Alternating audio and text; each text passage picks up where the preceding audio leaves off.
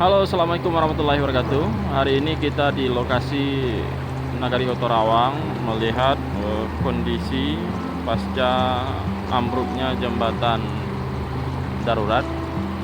Aktivitas pagi ini masyarakat menyeberangi sungai yang cukup deras. Ini kondisinya.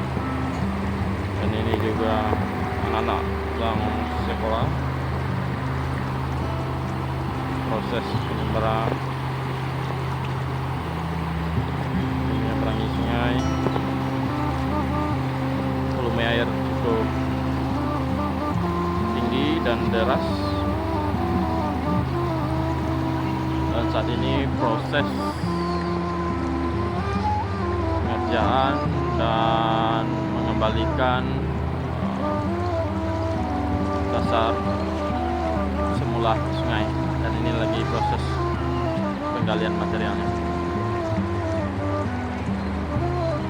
Oke, di sana seadanya. Inilah kondisi terkini. Semoga bermanfaat dan terima kasih. Wassalamualaikum warahmatullahi wabarakatuh.